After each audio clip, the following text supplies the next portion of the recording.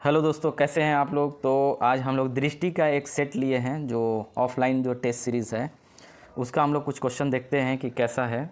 But आप जब भी तैयार करें या कोई भी टेस्ट पेपर दें अब उसको एकदम आइडियल ना माने क्योंकि उसमें होता ये है कि वो लोग अपने तरीके से करता है। बहुत क्वेश्चन आपको एवरेज मिलेगा, बहुत ज़्यादा टफ भी मिल जाएगा, तो उसको टेंशन नहीं लेना, अपने वर्क को जारी रखना है और एग्ज़ाम को टारगेट करना है, न कि टेस्ट को टारगेट करना है। तो ये हमेशा आप लोग ध्यान रखें इसको। तो स्टार्ट करते हैं हम लोग। दृष्टि का ये सेट है। निम्नलिखित में से कौन सा सही सुमेलित नहीं है, यानी ये आपको बताना है, क्या गलत बताना है। ठीक है, तो ये कौन सा सही नहीं, आप पहले स्टेटमेंट देख लीजिए कि कौन सा गलत पूछ रहा है, कि इसमें कौन सही नहीं है, गलत बताना है।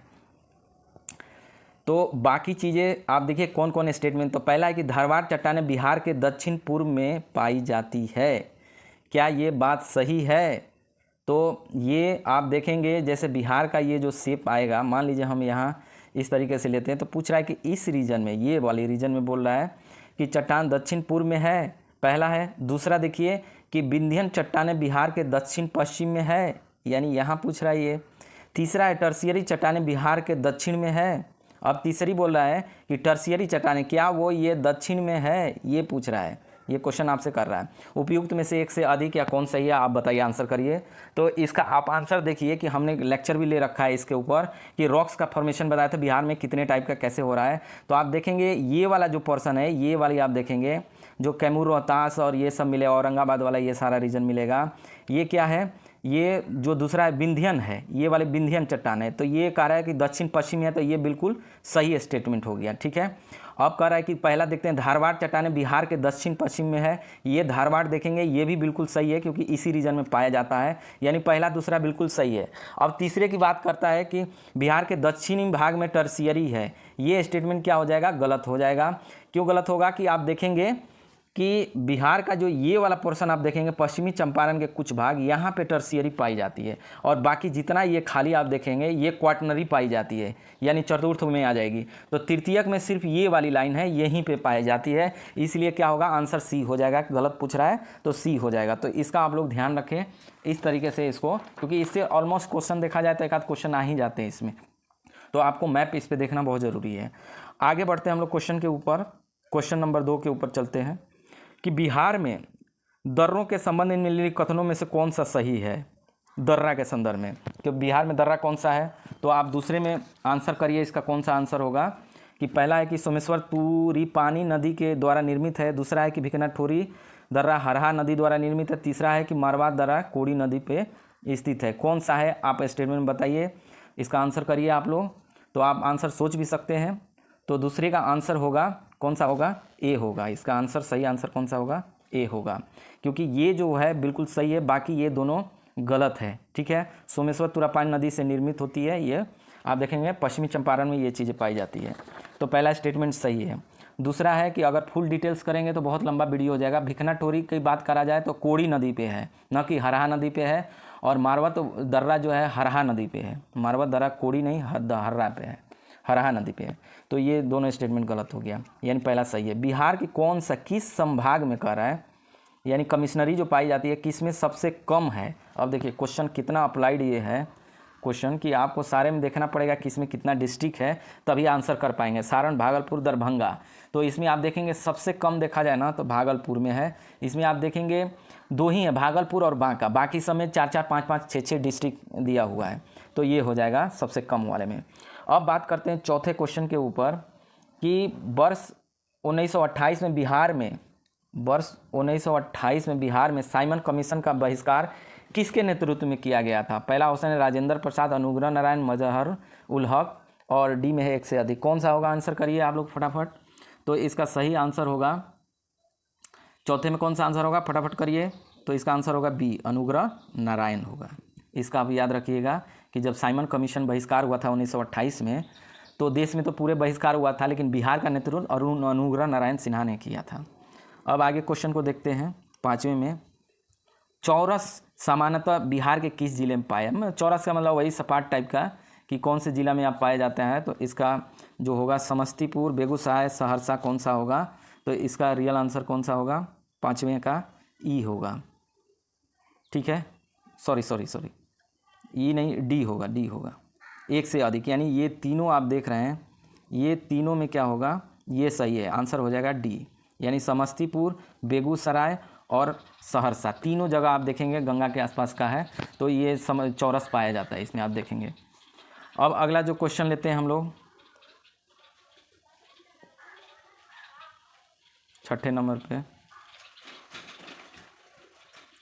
बिहार का कौन सा जिला है जो 3 तरफ से मंगला, गौरी, श्रृंग स्थान, रामशिला और ब्रह्मयोगिनी नामक छोटी चट्टान के पहाड़ियों से और फल्गु, यानी फल्गु के नाम जोड़ दिया तो आप समझ सकते हैं कुछ नहीं कि कहाँ रिवर है, तो आप इससे भी आइडिया लगा सकते हैं। पहला ऑप्शन है नवादा, रोहतास और गया, तो इसका सही आंसर होगा सी होगा, यानी गया होगा। गया को आप देखेंगे 3 साइड से इस तरीके से घिरा हुआ है और हो करके वो पूरा शहर बसा हुआ है, वहाँ पे फल्गु नदी से जुड़ा हुआ है। आगे बढ़ते हैं हम लोग 7वें नंबर पे, ये देखते हैं कतकौली का मैदान किस ऐतिहासिक घटना के लिए फेमस है। अब देखिए बक्सर, चौसा, जगदीशपुर का युद्ध कौन सा होगा, तो आप देखेंगे हालांकि हम लोग बक्सर का युद्ध पढ़ते हैं लेकिन इसका मैदान का नाम जल्दी नहीं आता है, लेकिन ये थोड़ा डिटेल्स में हो गया है और ये जो जुड़ा हुआ है, जिस मैदान पे बक्सर का युद्ध हुआ था उसी का नाम है कतकौली का मैदान कहा जाता है। तो अगला क्वेश्चन हम लोग फिर देखते हैं, आगे बढ़ते हैं।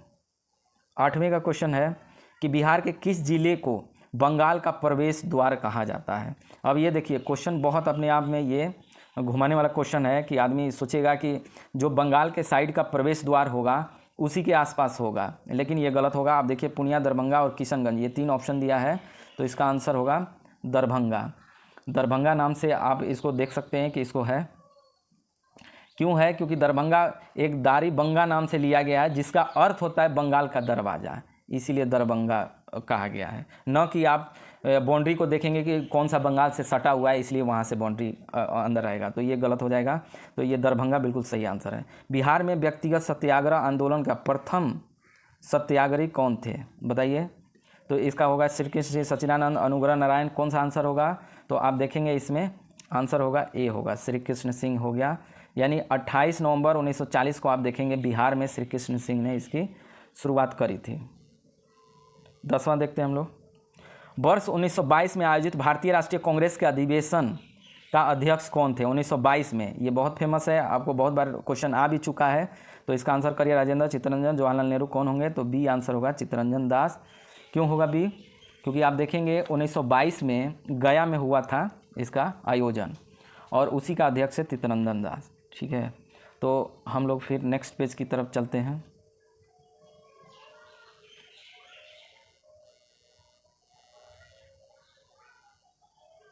गिरिपदीय दलदली मृदा पाई जाती है। गिरिपदी का मतलब क्या है, जैसे पहाड़ है, हिमालय के पहाड़ है, उसके नीचे कौन सी दलदली पूछ रहा है, दलदली मृदा पाई जाती है, यानी कहाँ पाई जाती है, तराई में पाई जाती है कि भावर का मैदान में पाया जाता है या फिर जलोढ़ का मैदान में। तो इसका आंसर करिए, तो इसका आंसर होगा रियल में बी होगा, यानी भावर का मैदान।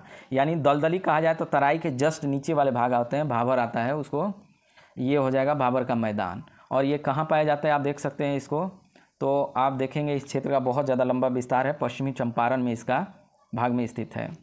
तो आगे क्वेश्चन लेते हैं हम लोग 12वां क्वेश्चन कि बिहार में तराई मृदा के संदर्भ में निम्नलिखित में कौन सा सही नहीं है, यानी गलत बताना है, सही नहीं है, कौन सा होगा। तो आप इसका करें कि यह पश्चिमी चंपारण से लेकर किशनगंज, अररिया जिले तक संकरी पट्टी में पाई जाती है, पहला स्टेटमेंट। दूसरा है कि यह मृदा भूरे पीले रंग की होती है। तीसरा है कि इसकी सर्वाधिक सघनता पश्चिमी चंपारण में पाई जाती है। कौन सा होगा, कौन सा स्टेटमेंट सही होगा, कौन सा गलत होगा, बताइए फटाफट। तो 12 में आप देखेंगे इसका आंसर होगा सी, यानी गलत है ये। क्यों, सर्वाधिक सघनता कर पश्चिमी चंपारण में पाई जाती है, जबकि आप देखेंगे सर्वाधिक सघनता पश्चिमी चंपारण में न हो करके कौन सी जगह पे, तो अररिया पे पाई जाती है, अररिया में पाई जाती है। तो ये हो गया। आगे बढ़ते हैं हम लोग, देखते हैं नेक्स्ट क्वेश्चन कि आप देखेंगे बिहार का कौन सा जिला नेपाल के साथ अपनी सीमा साझा नहीं करता। अब देखिए सीमा साझा कौन नहीं करता है, सुपौल, अररिया, मधुबनी। तो इसका भी हम लोगों ने पहले देख चुका है सारा पॉलिटिकल मैप के थ्रू। तो आप देखेंगे इसका आंसर कौन सा होगा, बताइए फटाफट।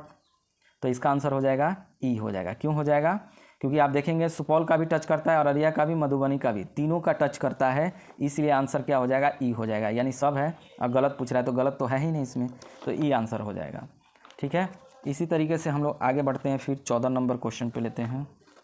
कौन सी मृदा गंगा नदी के पश्चिम जल क्षेत्र, लॉक कर दूँ, पश्चिम जल क्षेत्र में पाई जाती है तथा बक्सर से बांका जिले तक विस्तारित है। यानी दक्षिण में आप देखेंगे बक्सर से बांका जिला तक कौन से गंगा नदी के क्षेत्र में पाई जाती है। तो देखिए बाल्थर मृदा, ताल मृदा, लाल बलुई में, लाल बलुई तो एकदम बिल्कुल दक्षिण में पाया जाएगा, तो इसका आंसर हो जाएगा ताल मृदा कहते हैं इसको, जो इस क्षेत्र में पाई जाती है। तो ये बक्सर से बांका तक ताल मृदा पाई जाती है। अब आगे बढ़ते हैं। बूढ़ी गंडक नदी के बारे में निम्नलिखित में से कौन सा कथन सत्य नहीं है, यानी गलत बताना है। इसका उद्गम बिहार के पश्चिम चंपारण में होता है। इसका उद्गम चौतरवा चौर से हुआ है और उत्तरी भाग में इसका सिरकाना नाम से जाना जाता है। कौन सा होगा, हालांकि क्वेश्चन आसान नहीं है, टफ है, फिर भी आप इसको टेंशन ना ले, कोशिश करिए इसको कि क्लू पकड़ने का कोशिश करिए। तो बूढ़ी गंगा का उद्गम स्थान पूर्वी चंपारण का है, यही क्लू मिल गया आपको कि ये पूर्वी का है जबकि है पश्चिमी में, तो आंसर हो जाएगा पश्चिमी चंपारण में है, इसलिए आंसर ए हो जाएगा। तो इस तरीके से कभी कभी क्लू भी आपको मिल जाता है, जिससे आप नॉलेज के भी बेस पे अगर नहीं भी कंफर्म जानते हैं तो दूसरे की मदद से आप इसको आप सॉल्व कर सकते हैं। आगे बढ़ते हैं, क्वेश्चन देखते हैं। रिहंद और उत्तरी कोयल बिहार के किस नदी की सहायक नदी है, बताना है। रिहंद और उत्तरी कोयल किसकी सहायक नदी है, आप बताइए फटाफट। गंगा की, सोन की, कोसी की, किसकी है? तो आप देखेंगे इसका आंसर होगा बी, यानी सोन नदी की सहायक नदी है। ठीक है, अमरकंटक से सोन निकलता है। आगे देखते हैं, निम्नलिखित में से कौन सही सुमेलित नहीं है। पहला है कि फल्गु लीलाजन मुहाना के संगम पे बनती है। दूसरा, किउल गंगा नदी के मुहाना पे नहीं है। तीसरा है सिक्किम से निकलती है महानंदा, या एक से अधिक। कौन सा आंसर होगा, 17 में करिए, दिमाग पे जोड़ लगाइए। तो इसका आंसर होगा बी होगा, यानी किउल गंगा की सहायक नदी नहीं है, ये होगा। क्योंकि यूल क्या है, ये है सहायक नदी है, गंगा की सहायक नदी है, और ये कराई सहायक नदी नहीं है, इसलिए गलत हो जाएगा। अब आगे देखते हैं 20वां क्वेश्चन, कि वह कौन सी नदी है जो बिहार और उत्तर प्रदेश के बीच सीमा बनाती है। तो आप देखिएगा किस साइड में, तो बिहार के आप पश्चिमी साइड में आप देखेंगे तो करमनासा नदी है जो बिहार और यूपी को अलग करती है। ये बेसिक क्वेश्चन थोड़ा सा रहा है। करकट जलप्रपात बिहार किस जिले में स्थित है? करकट, तो करकट आप देखेंगे किस जिला में है, कैमूर, रोहतास और बक्सर। कहाँ है? तो आंसर हो जाएगा ए होगा, यानी कैमूर जिला में है। 20वां क्वेश्चन देखते हैं। निम्नलिखित में से कौन सी एशिया की सबसे बड़ी गोखुर झील है? अब देखिए एशिया की सबसे बड़ी झील है, कितनी बड़ी बात है, खास करके बिहार के लिए बहुत बड़ी गर्व की बात है कि सबसे बड़ा गोखुर झील है। तो मुचलिंदा, सागर, पोखर, कांवर, कौन सा होगा? तो इसका आंसर हो जाएगा 20 में कौन सा होगा, बताइए फटाफट। तो आंसर होगा कांवर झील। ठीक है, बहुत इंपॉर्टेंट है। कांवर झील कहाँ है भाई? तो बेगूसराय में है, बेगूसराय में है। तो आज यहीं तक रखते हैं हम लोग, ऐसे ही 20-20, 30-30, 50-50 क्वेश्चन का सेट करते हैं। कैसा लगा ज़रूर बताइए, ताकि इस तरीके का क्वेश्चन हम लोग आगे लेते रहेंगे। लेकिन टेंशन बिल्कुल नहीं लेना, अगर आपका स्कोर कम भी आता है, कम भी बनता है, तो टेंशन नहीं लेना है, क्योंकि टेस्ट सीरीज़ है या टेस्ट में बहुत टफ भी क्वेश्चन आते हैं, बहुत ज़्यादा ये लोग सेट करता है अंदर तक, तो इससे बिल्कुल भी घबराना नहीं है। तो थैंक यू फॉर वॉचिंग।